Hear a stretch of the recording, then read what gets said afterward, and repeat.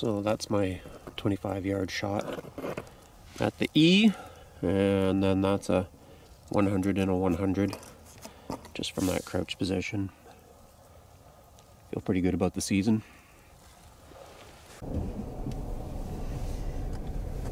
Driveway deer.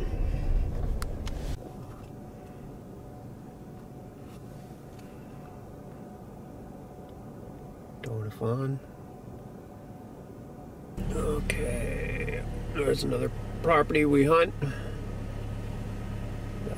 One deer, two deer. Where's that other guy? Where are you? Three deer, three at least.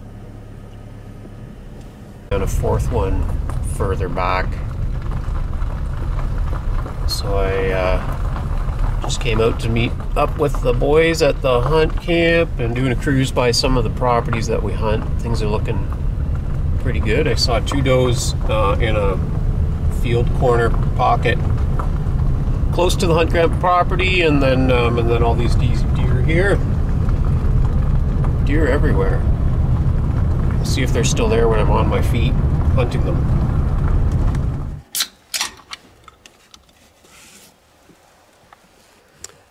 Well, 2024 Manitoulin Island deer hunt, and I'll tell you why I love this hunt. It's a great chance for me to catch up with my old friend Nick and his dad and a bunch of other great folks that I've met here over the years. And Manitoulin Island's got a really high deer population. Unfortunately, there's very little public land or crown land that you can hunt, so you have to have a connection or rent space here in order to take advantage of that deer population. But this is one of the first times that I've gotten here earlier in the season, and I got a fire going, starting to warm the hunt camp up. Just waiting on the guys, so I thought I'd go out and have a little walk before dark. And I went down the trail towards the field, and as I do when I'm ground hunting, I was moving slow and really scouting the field long before I got to it. And that paid off. There was a small doe just browsing along less than 100 yards in front of me, well before I actually got to the field. And so I got crouched down, watched that deer for a little bit. And, you know, I was only 10 minutes into the season, so couldn't quite bring myself to pull the trigger on it. Then along comes another doe behind her. Again, walking, grazing, broadside shots all day, and but she saw me. So she knew something was up. I was crouched down, I wasn't super concealed or anything, and she started blowing a few times. And again, I was thinking about, you know, do I want to harvest a deer in the first few minutes of the season while I'm out here, when I've got a couple of days of hunting ahead of me? But she flagged, and they ran. So I thought, well, that's interesting. That was a great start to the season. So I took a few more steps, and I crouched down and kept my eyes peeled, and didn't that first doe come right back? And I felt like, you know, this, you know, don't pass a deer on your first day that you wouldn't harvest on your last day. So got a nice standing broadside shot on that deer, and I took it. Fastest island hunt ever. I saw a few deer on the way in, including some in Keith's driveway, other ones in the field where we hunt. But I'm just giving that deer a little bit of time, and then we'll walk out there with a flashlight and see what we can see. Looked like it was hit pretty good. Okay, this is where I was, and that's the field where the deer were. You can't really see it in this light, but the second time that the doe came across, I watched it coming this way, and it paused right in a perfect shooting lane in the gap of the trees over there. Less than 100 yards, so we'll start over there.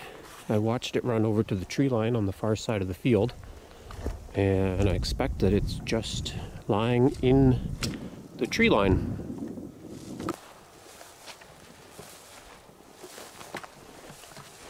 I've been out here for like 40 minutes, and then finally this is the shot site.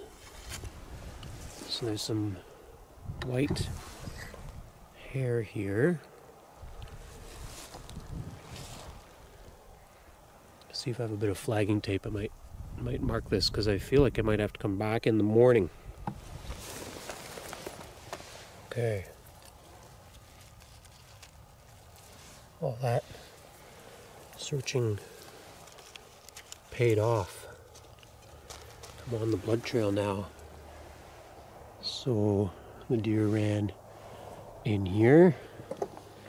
I'm going to mark this. Oh, actually now I see lots of blood.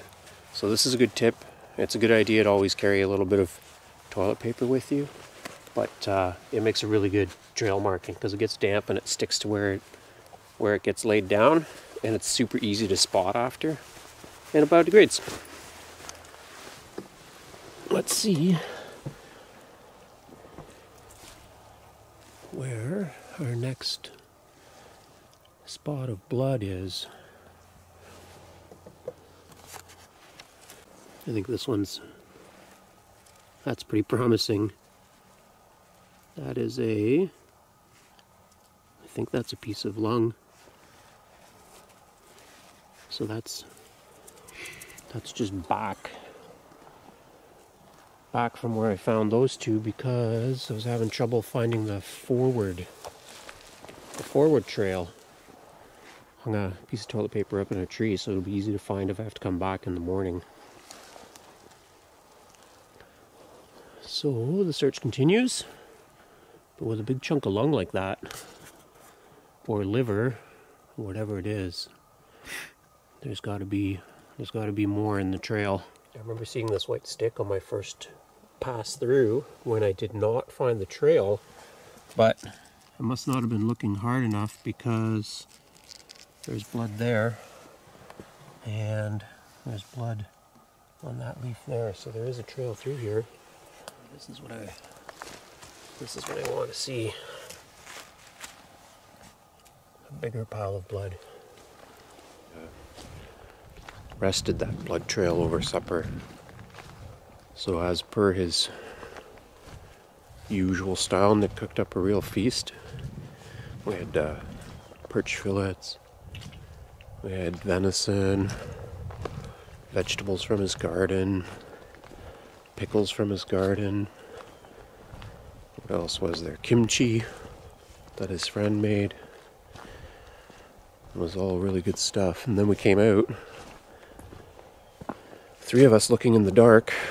No, I did find more blood. I found my one flashlight was working better for spotting the blood than the other one. So we added to the length of the trail, but it was late and we just weren't finding a lot of blood. So I'm back out here this morning and I'm gonna give it another go. So I can see where I was crouching when I shot and where the deer was, and I'm gonna say that was like a 60 or 70 yard shot. So back to the trail here. Everything's marked with toilet paper and everything looks a lot clearer in the daylight. So hopefully this goes a bit better. See how well that toilet paper stands out. So I don't think that's a piece of lung, seeing it in the daylight. That's something else. It's a little bit of fat and a little bit of liver, I think. So that indicates a shot that hit a little further back. Now the good thing is, even though it rained last night, some of the blood is still showing pretty good. So hopefully I can get back onto this blood trail.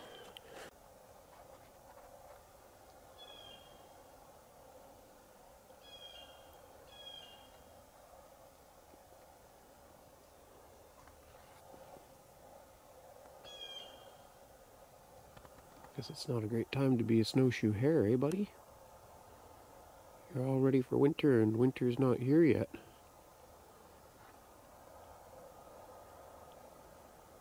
Blood trail was basically petered out where we left off last night, so based on last known location and direction of travel, I'm grid searching.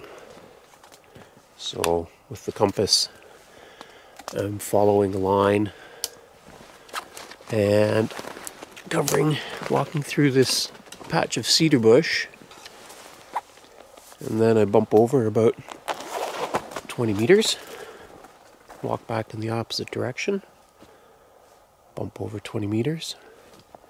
Now I know there's a nice pond down the hill, which might be a destination for a wounded deer, so I'm going to make my way over there via grid searching and see what I can turn up. That is a big relief. I was starting to lose hope that I was going to find this deer, and the blood trailing and the grid searching paid off. There it is. It was nice and cool last night, 4 degrees Celsius, so this deer is probably still in great condition. And I can see that I definitely did not make as good a shot as I thought on this deer, and that's why there wasn't much of a path. That probably hit guts or intestine. So there it is. Validate my tag, and now the work begins. We still have 2 days of hunting left. Field dressing a deer can be intimidating for a lot of people, but once you've done it a few times, you realize that it's not as hard as it sounds. What I did with this one is I tied a leg to a tree to help keep the deer spread open. I always start at the back end and tie off the anus so that there's no contamination of the guts when I'm going to pull all the intestines through the stomach. And the other thing I like to do is to open up the neck, pull the windpipe out, tie it off as well, and then I can pull it through. Now what happened here, which was super memorable, is as I was gutting, I got a phone call, and I figured I should check it in case it was someone in the hunt camp, but it was one of my kids. So you'll have to turn the sound up for this one. It was a funny little story.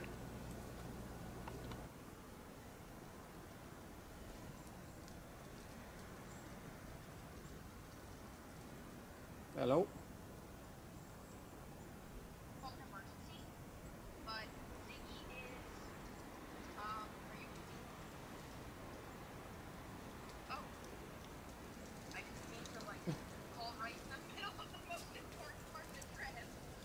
No problem.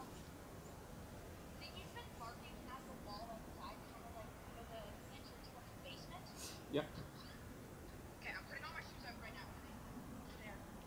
And she's just been like barking at the wall, and then, well, obviously there's something like in the wall. Yep. And she's just like sitting there, and there's, here, hold on.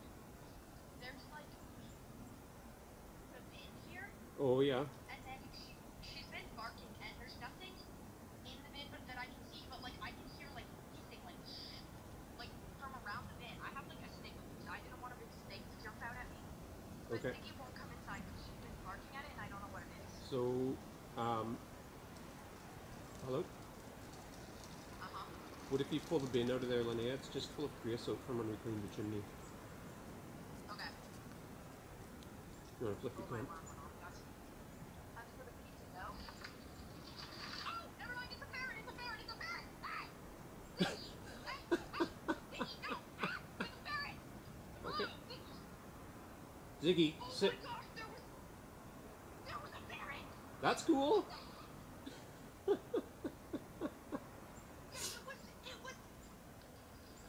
was white, and it was like... Did she get it or no? really upset because I made her let it go. Yeah, thank you. Wow, that's... It smelled like skunk a little bit. I don't know what that was about. That's... Well, weasels have a strong smell, right? Was it weasel? Yeah, the That was so bad. little white weasel. Cool, dude. That was fun. Yeah, it's a little cold out for a snake. Was it? You should give Ziggy a treat because she called you over for an animal, Okay. and then she stopped when you told her to stop. Good luck with your gear. Okay, thanks. Just about to open the guts up. Alright, bye-bye then. Have fun camping. Okay, bye-bye. Talk to you soon. Okay, if you couldn't hear that, it was basically the dog was barking at this particular spot in the wall where there was a Rubbermaid outside. And when my kid moved the Rubbermaid, a little white weasel came jetting out of there. It had been making a hissing sound that she couldn't identify.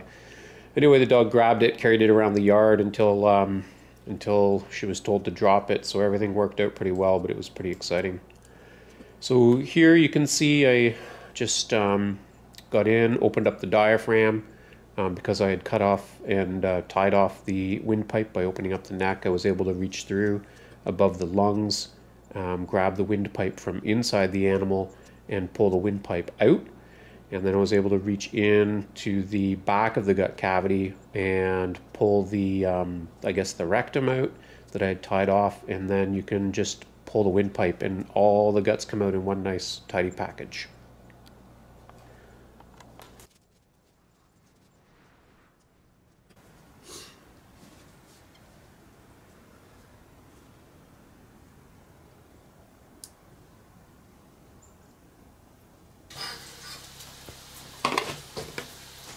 Just babies and puppies.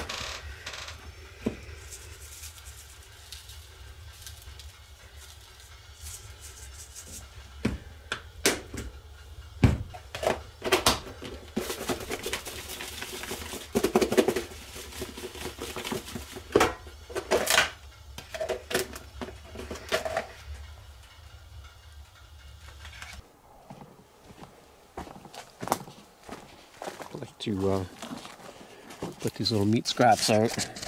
There's some blue jays, chickadees, and nuthatches that are out here feasting on some of our scraps. There's that deer, all skinned up, and again there's a little bit of scraps here for the birds. The chickadees have been picking away at this one, and I did a really good job on this hide. You won't find a knife mark on this anywhere. I peeled the whole thing off with my thumbs. The only place I used a knife was around the neck and the hooves. So that's going to go to a friend of Nick's who's a really talented leather worker. He's going to turn that into something. So it's nice to see it get put to use. And it's the last day of the hunt. So we're going to go out for the afternoon, try a spot where I've seen some huge deer there. 12, 14 point, wide racked monsters. So I'll have a little look, see if they're there today.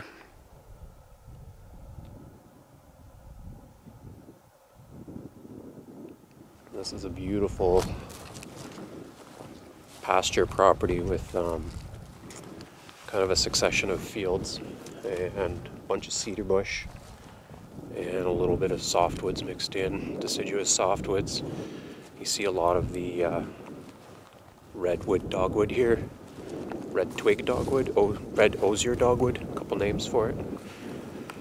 And this is a property where Nick and Keith have harvested some really big deer before, and I've had good luck here with doe hunting in the past. So I'm going to give it a little walk. Maybe push some deer out to Keith on the adjacent property. The wind's coming out of the northwest, so keep the wind in my face, come up the left side of the property, and then switch over and work my way back through the fields, which are always good spots for deer. I remembered to bring two things that I previously forgot, which is my binoculars, which are really handy on these big properties, and then I remembered to bring my grunt call, which I've been forgetting all season, but I'm all set. All set.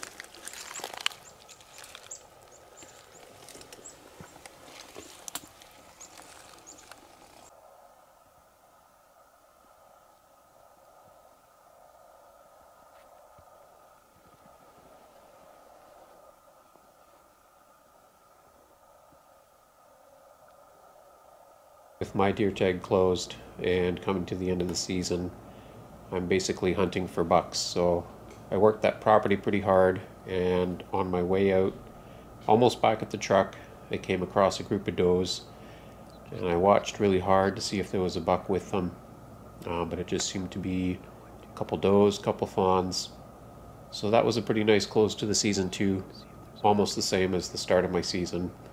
So I got to watch those guys for a little bit and see them bouncing across the field at the end before we put together our last supper and called it an end to the 2024 hunt.